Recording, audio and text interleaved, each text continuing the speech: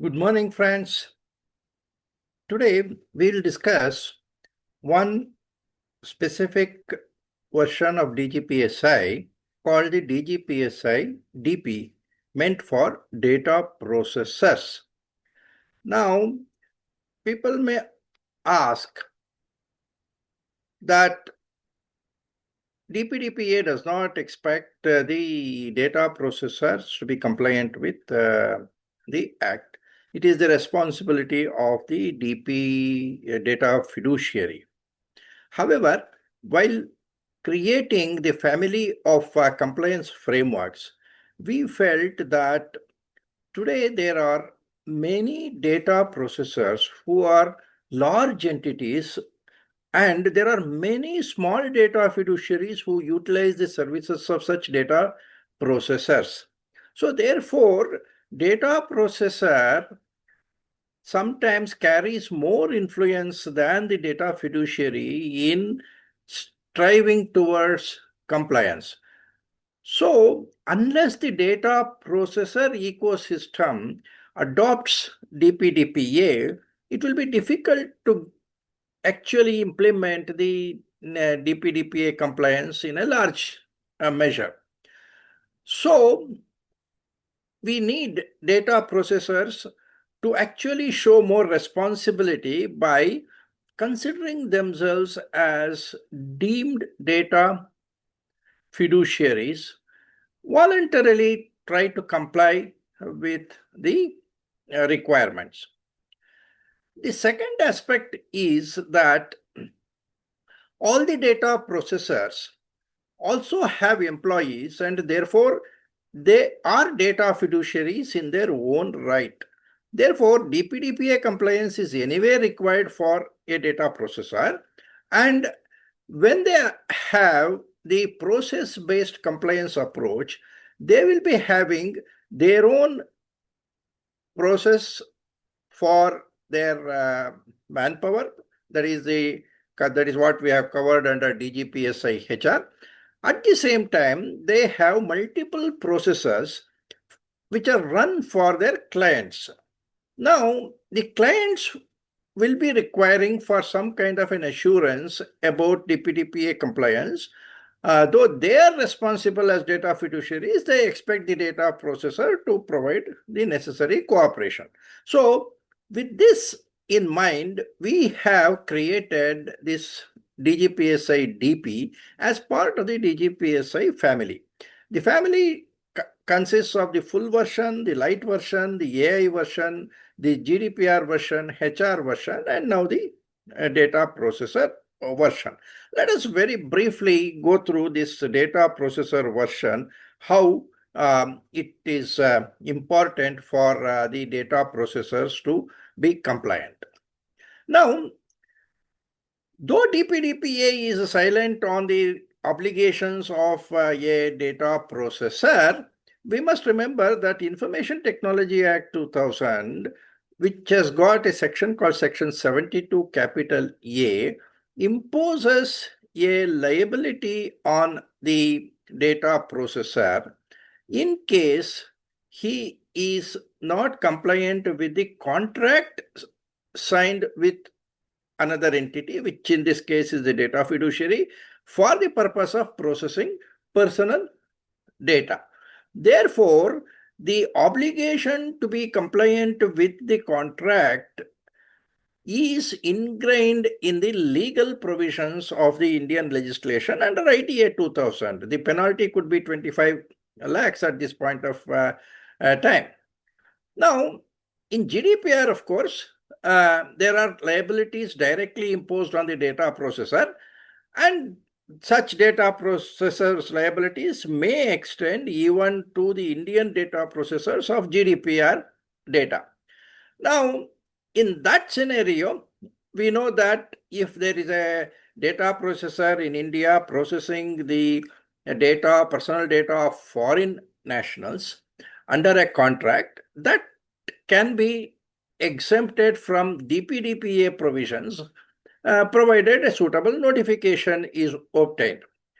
Now, if there is a separate data center where GDPR data is being processed by an Indian data processor, they can, to satisfy their clients, go in for, let us say, ISO 27701, the latest 2025 version, which has got about 60 controls for the controller and 47 controls for the PII processor. So this GDPR Personal Data Processing Center can always adopt ISO 27701, 47 controls for the PII processor, and satisfy the GDPR data controller.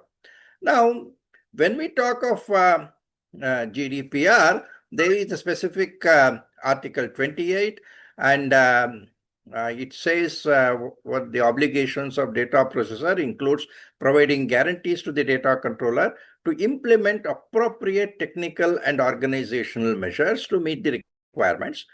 And it also says that the data processor shall not engage another processor without authorization of the controller. Then processing is governed by the contract, and he agrees to assist the controller as may be required. And he will also be bound by the security safeguards under Article 32, and he will agree to delete or return the data on the termination of the obligation. These are some of the obligations which are hoisted directly on the data processor by the GDPR. In addition to this, there is a data breach notification, requirement of the designation of a DPO. Then data subjects will have judicial remedy against the data processor, and there can even be administrative fines imposed on the data processor. All this under GDPR.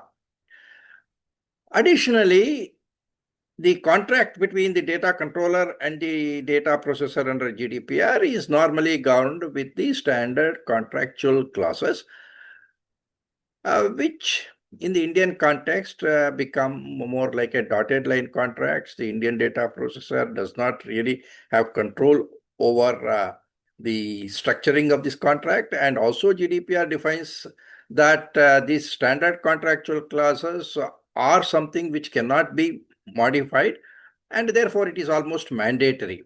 And we know that standard contractual clauses, though are mandatory, they impose certain obligations which are contrary to the sovereign law of the country like India, and not all aspects of this standard contractual clauses are really supported by the local provisions. For example, access to the data by the law enforcement authority in India cannot be prevented without very serious consequences. So the standard contractual clauses, though called standard, needs to be suitably tempered to suit the Indian requirement.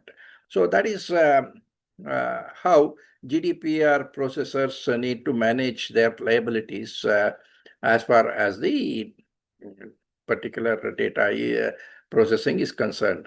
Now, Section 72 capital A specifies that while providing any services under the terms of a contract, if a processor is having personal data and he actually does not comply with the contractual provisions, then he may have to face a penalty which may extend to 25 lakhs of rupees.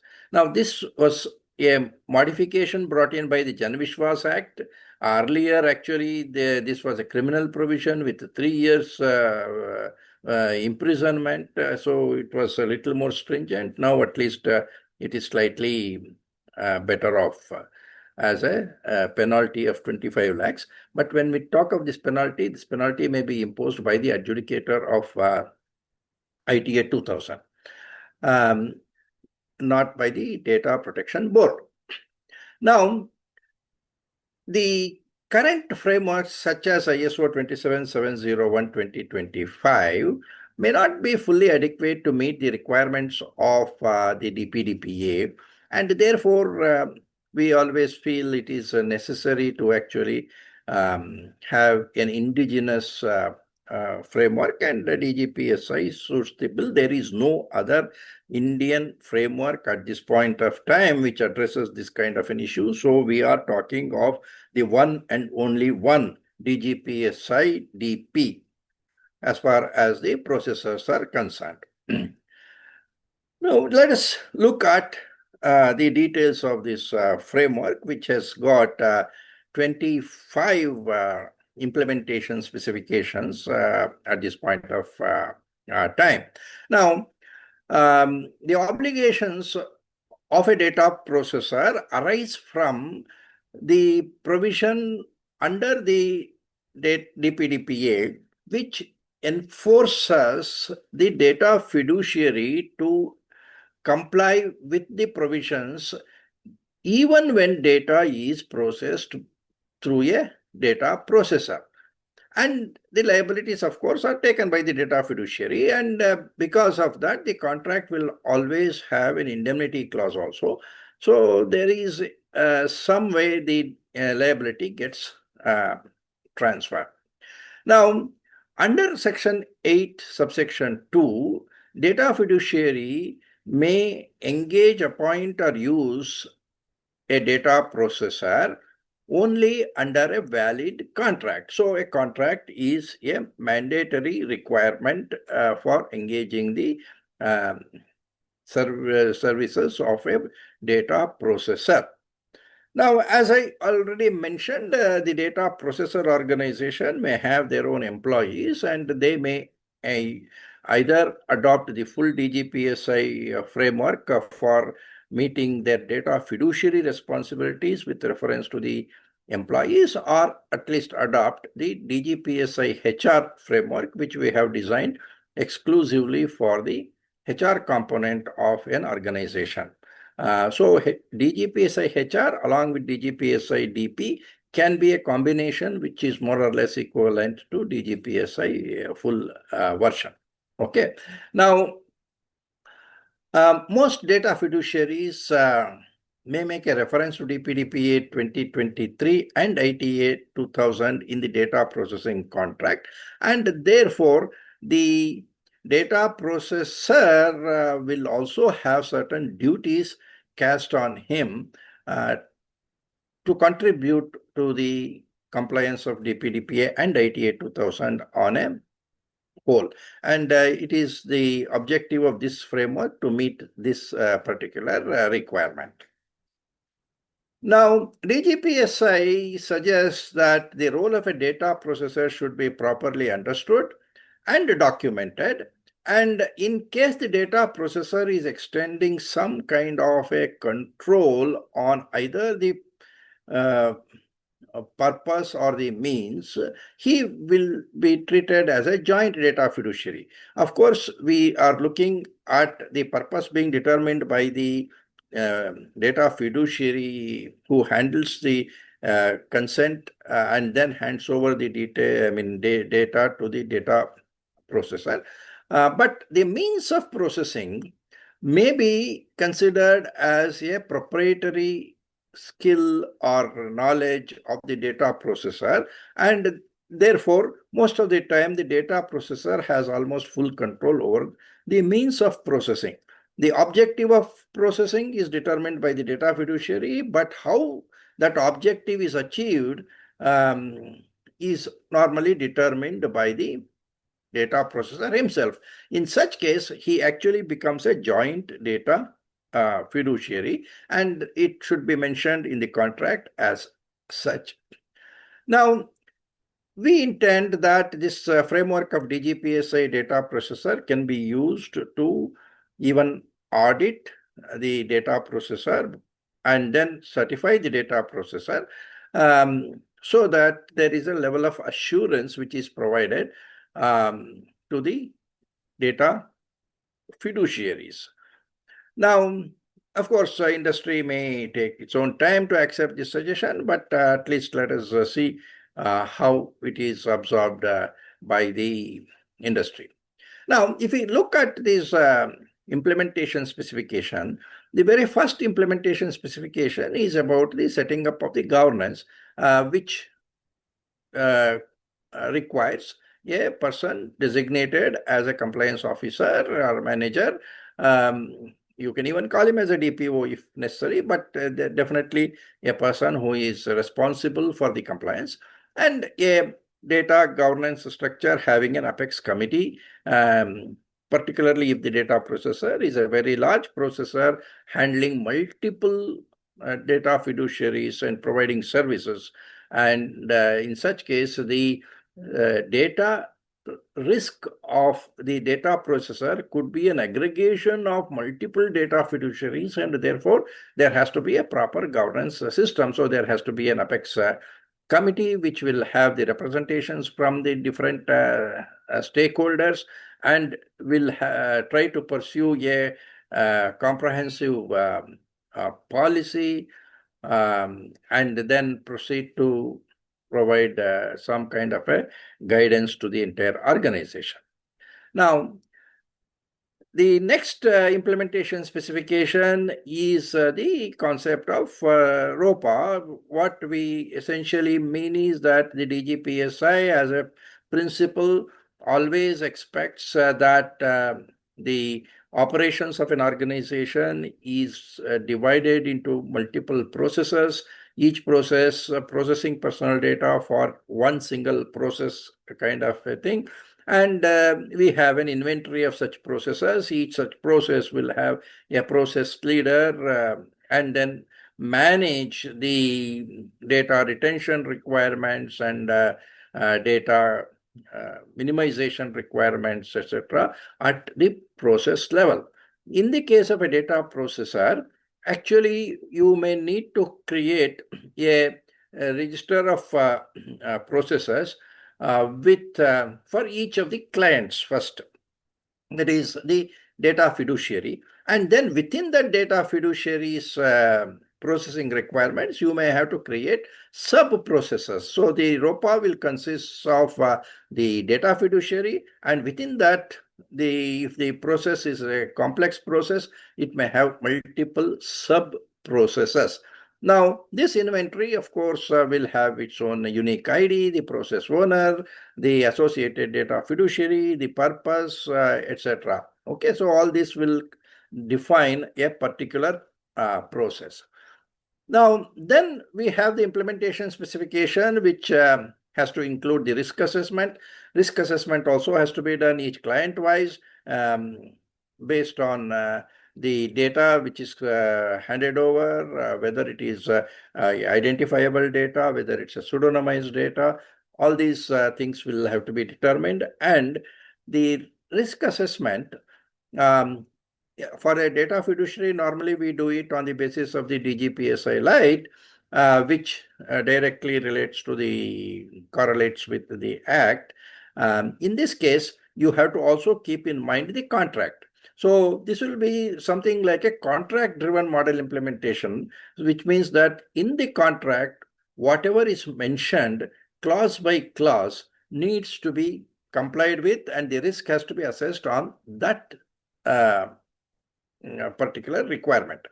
Now, if the contract simply says that you are required to be compliant with DPDPA as a general clause, then perhaps the entire DGPSI Lite will also become relevant here. In the DGPSI, we have actually identified more than 50 risk elements in the register. In the data processor side also, the same thing will have to be kept in mind, and a risk register needs to be created. And then you make an assessment of the risk, associated the probability of the risk, significance of the risk, and then see how you represent the totality of the risk. So the fourth implementation specification is mapping to contractual clauses. The organization should identify specific data processing purposes related to data protection clauses, and then identify what audit permissions have been given, what kind of indemnities are connected, and so on. Then another implementation specification 5 is regarding the subcontractors. Now, whether the subcontractor can be appointed, whether that permission is available, if so, what are the conditions? These need to be taken into account. Okay. In all such sub processor contracts, it is recommended that a mediation or arbitration clause, particularly an online arbitration, online mediation, is also incorporated. And there will also be indemnities which you impose on the subcontractors.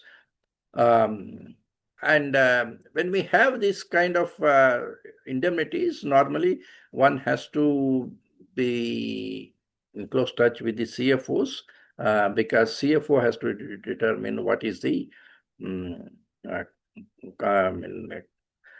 indemnity clause which has to be accepted. Now, sometimes the data processors are engaged in manpower outsourcing, or it can be cloud sources which are technical in nature. There can be shared services.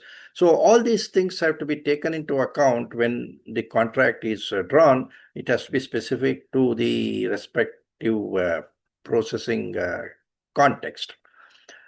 Now, as I said, indemnity clauses may be required in downstream contracts, and similarly, the upstream contracts also may have indemnities.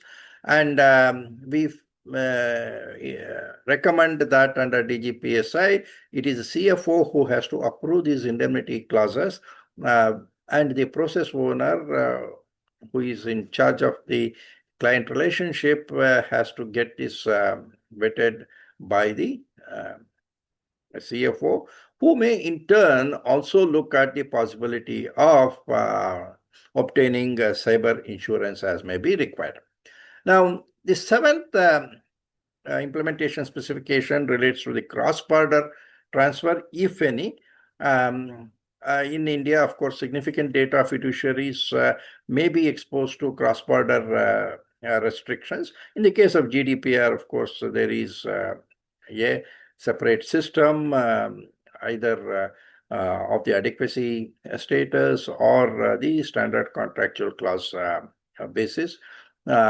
The Indian DP-DPA has not defined as yet any standard contractual clauses and so on, but and also the cross-border restrictions have not been clearly defined as of now. But very soon, for significant data fiduciaries, there will be a restriction. Until such time, it is safer to ensure that we recognize there can be a cross-border restriction, and therefore we should try to apply the principle of data localization, and where we want to subcontract to a processor outside the country, it is better to go by the pseudonymization requirement, so that even tomorrow, if the government introduces any new restrictions, we will not be affected. Then MIS 8, we suggest that the data processor maintains a relationship with the regulators in a systematic manner. Perhaps the compliance manager himself will do that, or a suitable HR person will do it. And such relationship has to be maintained with the Data Protection Board, the CERTIN, and any other sectoral regulators like the RBI or the SEBI, basically to watch out for changes and to negotiate any voluntary undertakings and such kind of things. Now, MIS 9 suggests that organizations should establish an appropriate policy for maintaining digital presence on the web, mobile, wearables, IoT, or any other channel, and does not restrict only to the website. Now, MIS 10 is suggesting that organizations should establish appropriate policy for audit, both internally as well as externally, both for accommodating the audit requirements of the upstream data fiduciary, as well as having similar controls on the downstream subcontractors. MIS 11 relates to incident management, early detection of any possible incidents and proper definition of the incidents, and then how to handle that. The incident reporting has to be basically to the upstream data fiduciary. See, under certain, actually the data breach notification may be required directly to the certain, even by the data processor. Under the DPDPA, the data breach, if any, has to be reported back to the data fiduciary, and he will have to take care of the further notifications to the Data Protection Board as well as the data principals. There is the MIS 12 in details. Now, MIS 13 is regarding the policies which are required for disclosure and destruction. Disclosure to other law enforcement authorities, destruction when the data is no longer required, and it should include the return of the data, if necessary, back to the data fiduciary after the processing is over. If it is retained, then necessary security controls need to be taken, and it should be provided for in the contract that even after the processing, the data would remain with the data processor for a certain period of time. Security is important as far as the confidentiality, integrity, and availability of the information is concerned.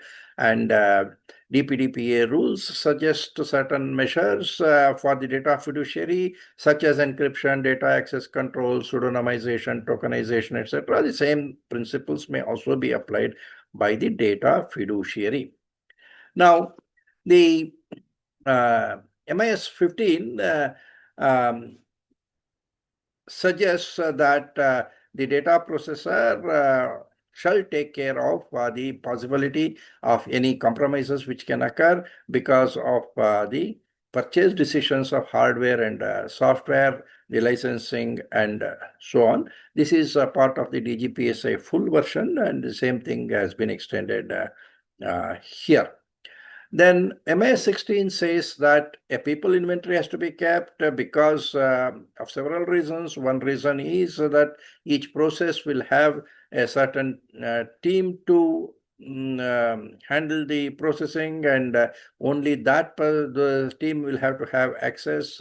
So every person in the organization has a association with a given process and given device, and under the distributed responsibility, he is also responsible for managing the security within his data domain. So for all these purposes, there has to be a people inventory with associated devices which are reserved for him. And this will also take care of the BYOD and other issues.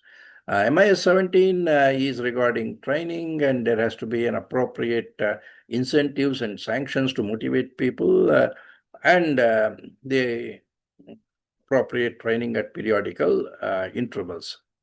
Now, there has to be an acceptable usage policy for the devices, even if you are using BYOD, and that has to be put into a policy. Now, MIS 19 is something which we suggest in all cases that the organization should maintain a pseudonymization gateway so that any data which is disclosed wherever possible should be disclosed on the basis of anonymization or pseudonymization or de-identification. And if possible, as soon as the data enters from the data fiduciary to your entity, this pseudonymization gateway can pseudonymize the data before it is taken for further processing, so that within the data processor organization also, the identity of the data owner is actually managed only on a need-to-know basis. So in such a situation, there will be an entry point where this gateway will be managed, and only persons who are managing that will be the persons who will be having access to the identifiable data and hold the risk for any breach, whereas the rest of the employees in the organization may not be exposed to the identified data. So use of a pseudonymization gateway is good. It has to be used perhaps by the data fiduciary before transferring the data to the data processor. If he is not doing it, at least the data processor should have a gateway at the incoming part of the data, and if possible, that pseudonymization mapping key can even be left to the control of the data fiduciary, so that automatically the data processor is not having identifiable data under his custody. Now, MIS 20 is maintenance of the disaster recovery and business continuity, which is part of the security. And then we have the MIS 21, 22, 23, and 24, which are associated with the use of AI. These have been taken from the DGPSI-AI framework.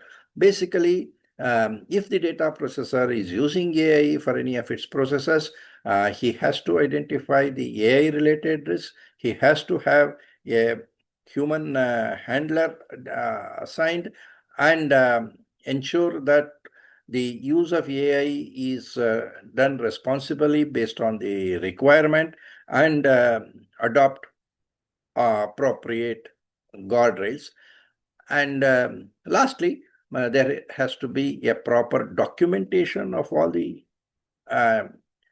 activities related to compliance, and so that at any point of time, it may be possible to share this compliance with the data fiduciary at the time of the audit. So this is, in a nutshell, the framework for data processors, which we suggest. We hope that most data processors adopt this voluntarily without waiting for any kind of mandate from the ministry. And if a data processor is properly certified, either at his entity level or for a particular process platform, it should help him